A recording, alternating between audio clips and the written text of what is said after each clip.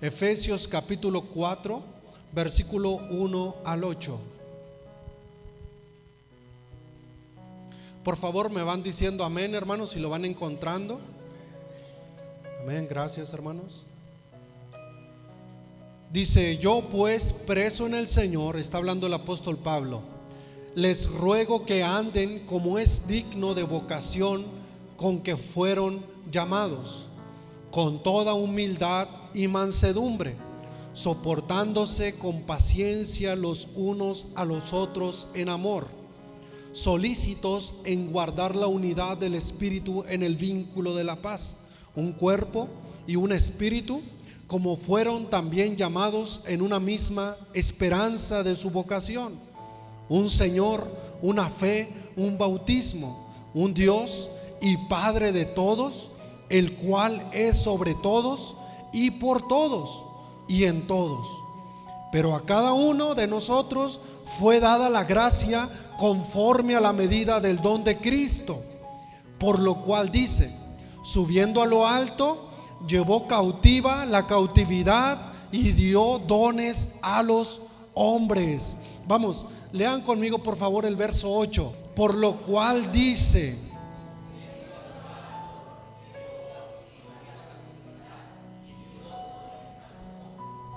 y si leemos, hermanos, el contexto o lo que continúa de eso, el apóstol Pablo habla de quién fue Jesús, de cómo descendió a las partes más bajas de la tierra y subió para llenarlo todo. Y haciendo esto, amados hermanos, constituyó a algunos apóstoles, a otros profetas, a otros evangelistas y también pastores, y a otros maestros. Amados hermanos, todo esto, ¿por qué? ¿O cómo fue que se dieron todas estas cosas de forma espiritual? Bueno, tuvo que venir un hombre llamado Jesucristo, y haciéndose siervo y tomando forma de hombre, se humilló a sí mismo. ¿Y cómo es que vienen los dones espirituales? Por la resurrección que Jesucristo tuvo. Después de que fue humillado, azotado, golpeado, escarnecido, que le pusieron una corona de espinas, y Jesús aguantó hasta derramar su última gota de sangre. ¿Por qué? Porque estaba escrito que así tenía que pasar. Y sucediendo esto, la Biblia dice que después de que hicieron todo eso con Jesús, Él subió a lo alto y llevó cautiva la cautividad y dio dones a los hombres. Tuvo que venir Jesús a la tierra para así poderse llevar cautiva la cautividad. Ató la cautividad, los poderes de las tinieblas, donde parecía ser que Dios no podía utilizar a un ser humano. Jesús eso lo ató de una forma espiritual. Y atando la cautividad, por otra parte, dio dones a los hombres, a las personas.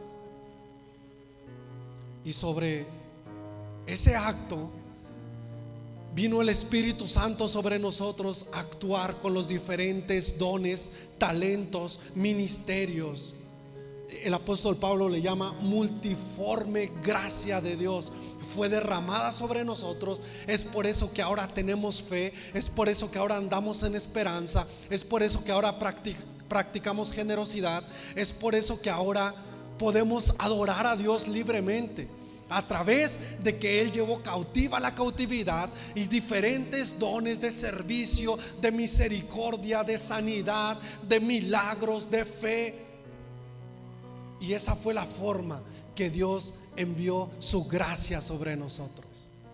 Y ahora nosotros tenemos la libertad dada por Dios a través de su Espíritu Santo para ejercer cada uno de estos dones espirituales.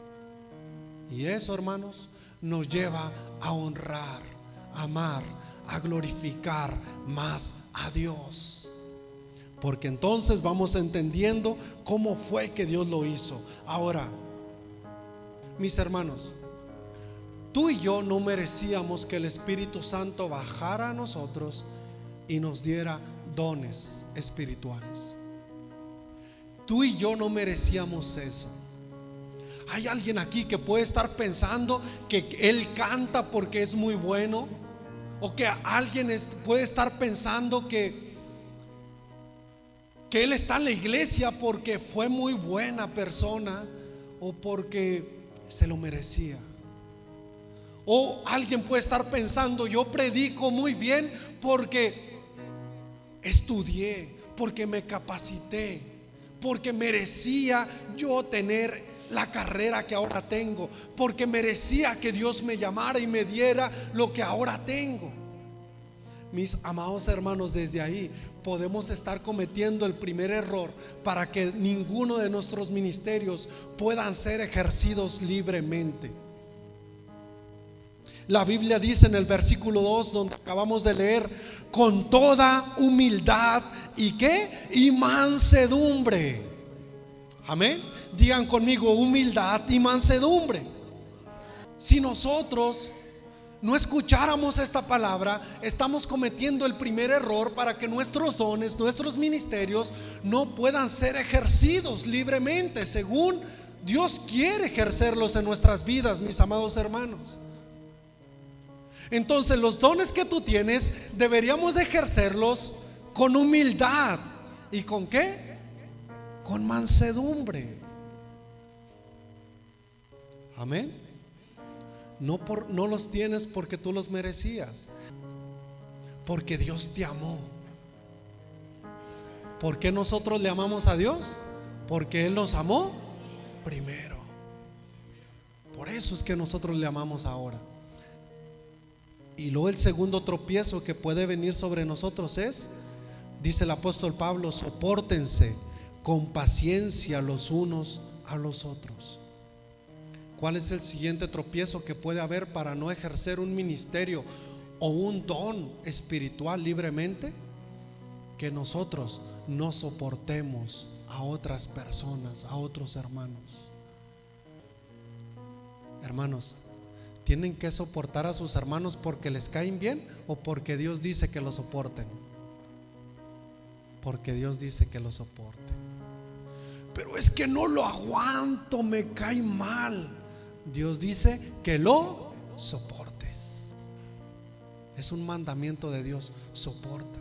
A mi mamá ya no la soporto, ya no la aguanto, me tiene harto.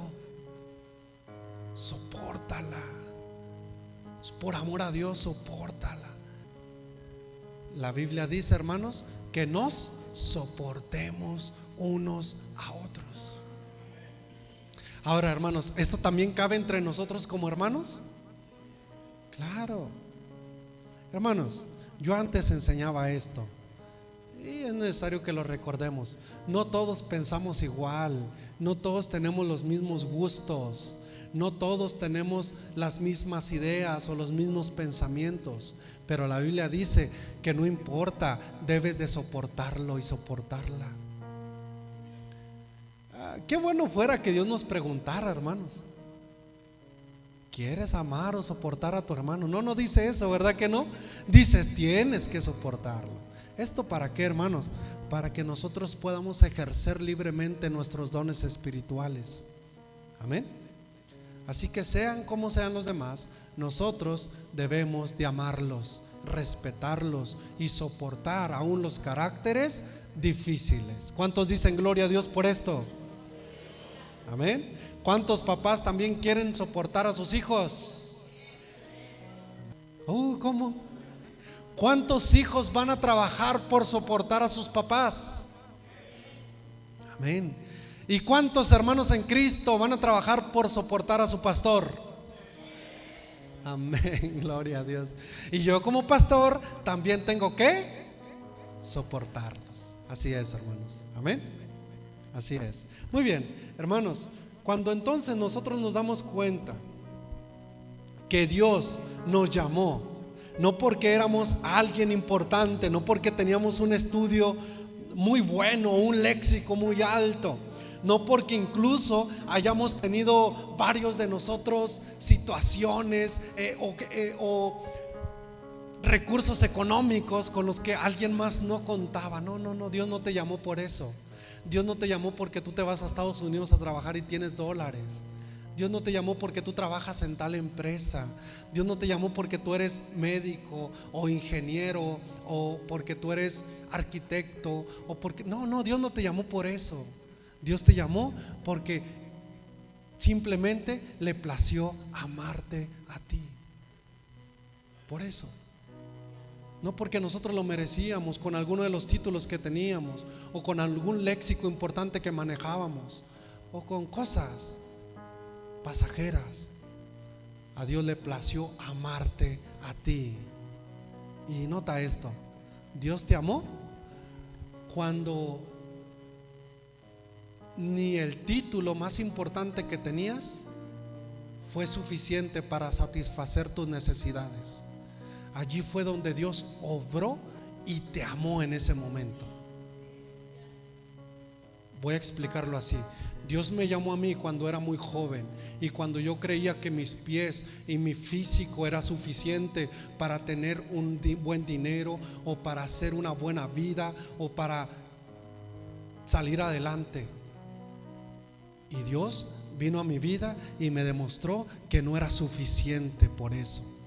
Que no era suficiente eso para satisfacer mis necesidades. Esa fue la forma que Dios entonces me abrazó, me amó y me dijo: mi amor sí es suficiente para cubrir todo tipo de necesidades que puede haber sobre ti. Y de esa forma, amados hermanos, nosotros nos damos cuenta, cuando nosotros nos humillamos delante de Dios de esa manera, nos vamos dando cuenta los dones, los ministerios, las habilidades o capacidades espirituales que tenemos dadas por Dios, y entonces podremos ejercerlas en medio de la iglesia, entre su pueblo, en este mundo. Primera de Corintios capítulo 1, quiero que vayan conmigo, por favor.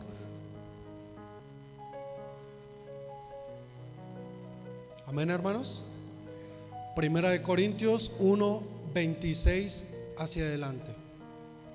Dice: pues miren, hermanos, su vocación, que no son muchos sabios según la carne, ni muchos poderosos, ni muchos nobles, sino que lo necio del mundo escogió Dios para avergonzar a los sabios. Digan amén todos los que fueron necios en el mundo. Dios llamó a ellos para avergonzar a los sabios. Y de lo vil o lo débil, del mundo escogió Dios para avergonzar a lo fuerte, porque nosotros éramos los débiles. Y lo vil del mundo y lo menospreciado escogió Dios, y lo que no es, para deshacer lo que es, a fin de que nadie se jacte en su presencia. Mas por Él están ustedes en Cristo Jesús, el cual ha sido hecho por Dios sabiduría, justificación, santificación y redención, para que, como está escrito, el que se gloría, gloríese ¿dónde, hermanos? En el Señor. Allí nosotros nos damos cuenta, pues, que fuimos llamados siendo lo vil, siendo lo menospreciado, siendo lo débil del mundo, siendo lo más pobre y humillante del mundo. Allí Dios se asomó al mundo y nos miró a nosotros. Hay alguien aquí que puede ofender por eso, pero esa es la realidad. Dios miró entre tu grupo de amigos quién era el más malo. Dios miró entre tu grupo de comadres quién era la más mala, y se fijó en ti. ¿Quién era la más vil? ¿Quién era el más vil? ¿Quién era el más menospreciado? ¿Quién era la más menospreciada? Y se fijó en nosotros. Es por eso que ahora estamos aquí, amados hermanos. Y cuando nosotros eso lo tenemos muy presente en nuestra mente, no hay otra opción más importante sino que ejercer los dones espirituales que Dios ha puesto en nuestras vidas, sino que ejercer lo que Dios ha puesto sobre ti y sobre mí, su gracia, su favor y misericordia, su abrazo que dio para nosotros. Ahora nosotros podemos compartirlo a las demás personas, podemos decirles que hay salvación en Cristo Jesús, podemos decirles que hay una vida diferente en Cristo Jesús, que en Dios hay esperanza, que en su presencia hay esperanza. Todo esto, ¿por qué? Porque nos damos cuenta, amados hermanos, que sin Dios no somos nada. Dijo un hermano: ¿y qué es la palabra nada? ¿Qué significa la palabra nada? Absolutamente nada, hermanos. Nada. Sin Dios no somos nada. Separados de Dios, nada podremos hacer. Pero el apóstol Pablo dice: todo lo podemos en Cristo que nos fortalece. Todo lo podemos junto a Dios que nos fortalece. Jesús dijo: al que cree, todo le es posible. ¿Puedes creer? Al que cree, todo le es posible. Amén, amados hermanos. El Proverbio capítulo 27 versículo 2 dice: alábate el extraño y no tu propia boca, el ajeno y no los labios tuyos. Dios me llamó porque yo soy buenísimo para hacer esto. De seguro el pastor me eligió a mí porque soy buenísimo para hacerlo. No. El extraño, mas no nuestra propia lengua. ¿Sí, hermanos? En Romanos capítulo 1, quiero que vayan conmigo, por favor. Pues habiendo conocido a Dios, no le glorificaron como a Dios, ni le dieron gracias, sino que, ¿qué pasó, hermanos? Se envanecieron en sus razonamientos, y su necio corazón fue entenebrecido. Profesando ser sabios, ¿qué pasó, hermanos? Se hicieron necios y cambiaron la gloria del Dios incorruptible en semejanza de imagen de hombre corruptible, de aves, de cuadrúpedos y de reptiles. Por lo cual también Dios los entregó a la inmundicia en las concupiscencias de sus corazones, de modo que deshonraron entre sí sus propios cuerpos, ya que cambiaron la verdad de Dios por la mentira, honrando y dando culto a las criaturas antes que al Creador, el cual es bendito por todos los siglos. Amén. Hermanos, ¿qué es lo que pasa cuando el ser humano comienza a creer que son sus propias fuerzas las que lo traen a la iglesia? ¿Qué es lo que pasa cuando los hijos de Dios comenzamos a creer que es mi talento el que me tiene aquí? Cuando comenzamos a creer que sin mí no haría nada. Cuando comenzamos a creer yo lo sé todo. Cuando comenzamos a pensar yo no necesito de nadie. Hermanos, la Biblia dice que se envanece su corazón. Se envanece su corazón y sus razonamientos, y su corazón es entenebrecido. Profesan ser sabios, profesan que no necesitan de nadie, profesan que lo conocen todo, pero se hicieron necios. No van de la mano un sabio y un necio, son cosas completamente distintas. Dice: y cambiaron la gloria de Dios, que es incorruptible, por una gloria que es corruptible, la gloria que nosotros creemos que merecemos tener. Mis amados hermanos, nosotros no merecemos tener ninguna gloria. Toda la gloria es para ¿quién? Para Dios. Lo mucho que tú sepas, tráelo a los pies de Cristo ahora. Lo mucho que tú conozcas, tráelo a la presencia de Dios ahora. Lo mucho que tú seas o te creas, tráelo ahora a la presencia de Dios, y te darás cuenta que no sabes mucho, que no conoces nada y que no eres nadie. Pero ¿qué nos faltará ahí, hermanos? Sencillez y humildad, de reconocer que Él es Dios, que Él nos hizo y no nosotros a nosotros mismos, que somos pueblo suyo y ovejas de su prado. Que entremos a sus puertas con acción ¿de qué? De gracias. Y el apóstol Pablo dice: se hicieron necios y dejaron de darle gracias a Dios,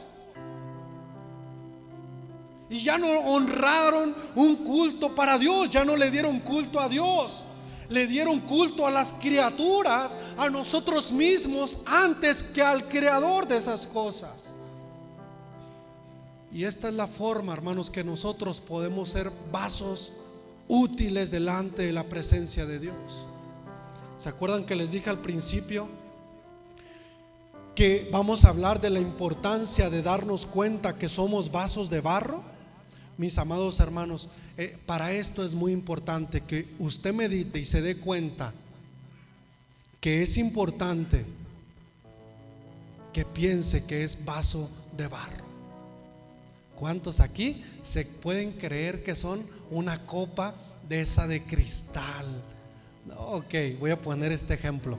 Hay unos vasos que siempre están en el fregadero, ahí en el lavatrastes, ¿verdad que sí?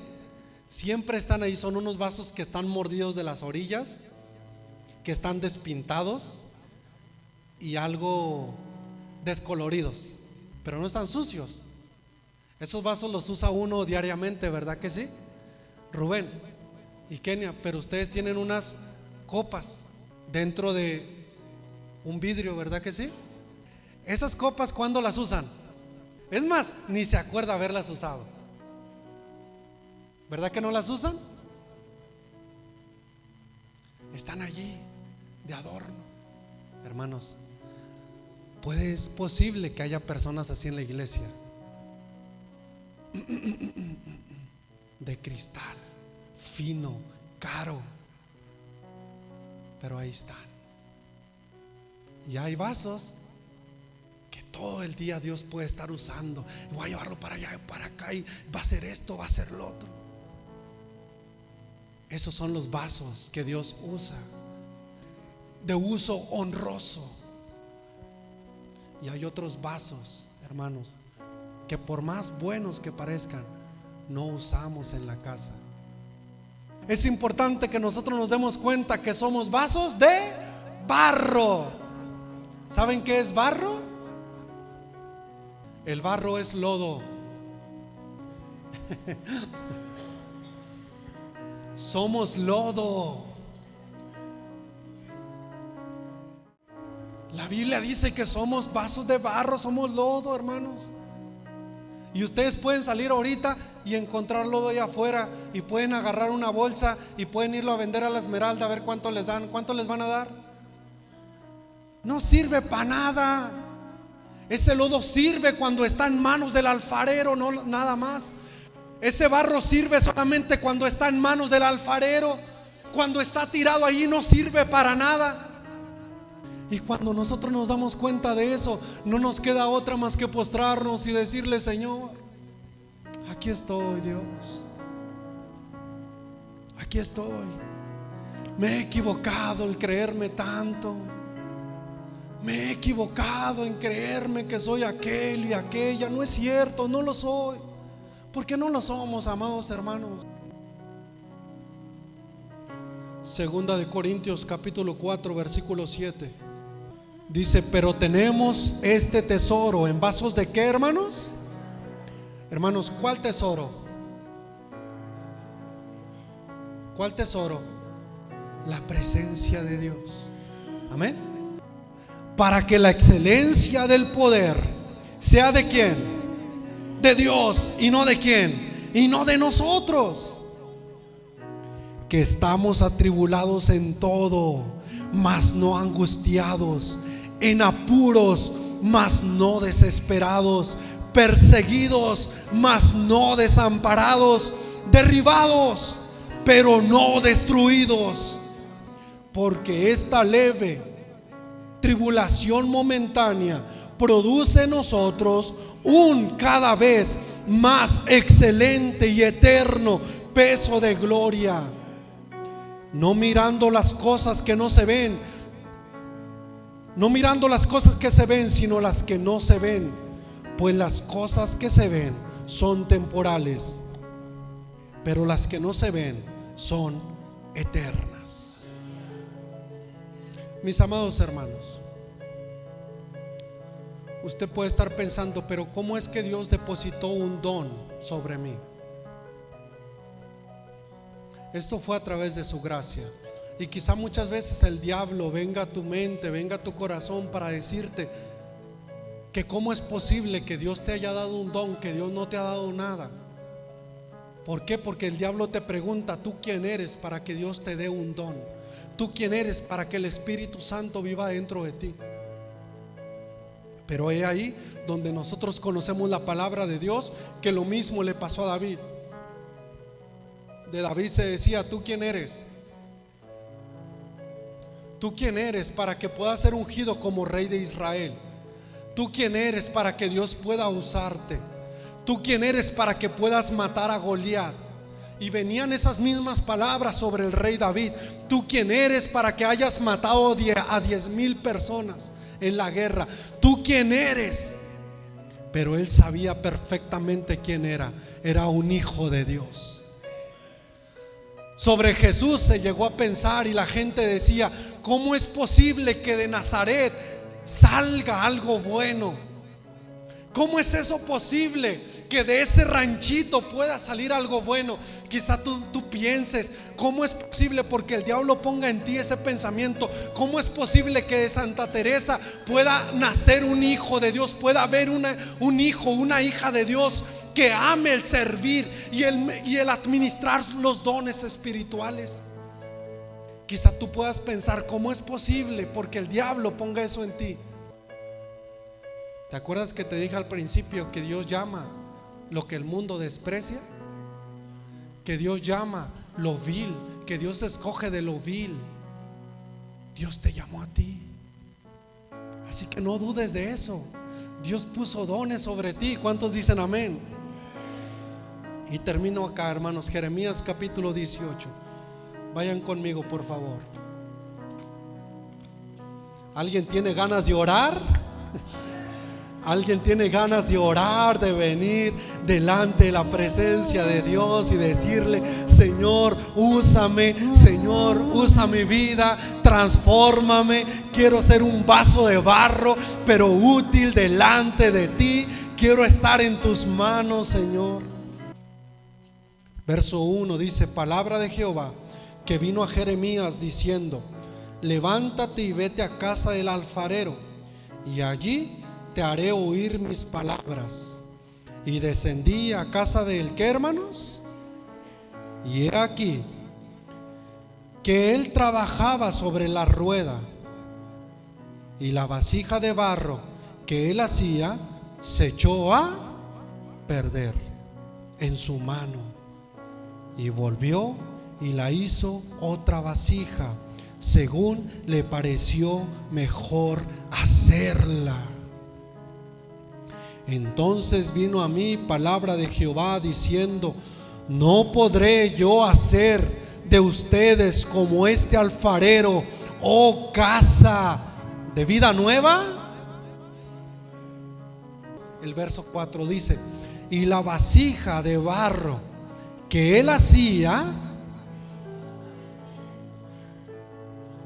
hasta ahí, hermanos, se echó a perder en su mano. ¿Quién es el alfarero? Dios. Dios quiere transformarnos, amada iglesia. Dios quiere que tengamos la humildad de venir a la casa del alfarero. El alfarero es nuestro Dios. Él es nuestro Dios. Y lo que me impacta a mí es que dice que en sus manos la vasija se echó a perder. Es muy probable que todos nosotros en alguna vez hayamos estado en manos de Dios, pero estemos echados a perder.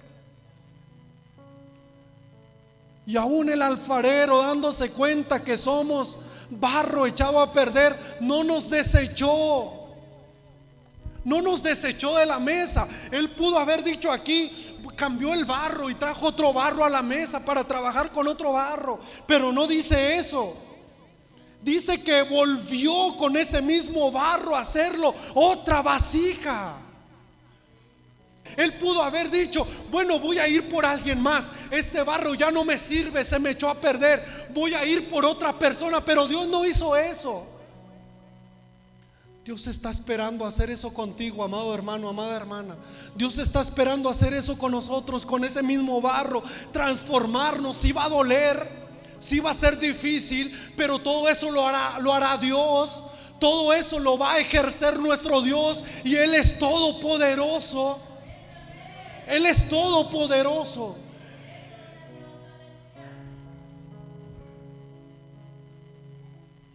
E hizo otra vasija según le pareció mejor hacerla. Mis amados hermanos, a Dios le parece hacer mejor otra vasija, pero con el mismo barro. Amén. ¿Por qué? Porque en ese barro Dios ha depositado dones. En ese barro Dios ha depositado su Espíritu Santo. Y esa somos su iglesia. Yo quiero que oremos juntos a Dios. Yo quiero que le entreguemos este tiempo a nuestro Dios. Vamos a ponernos de pie, por favor.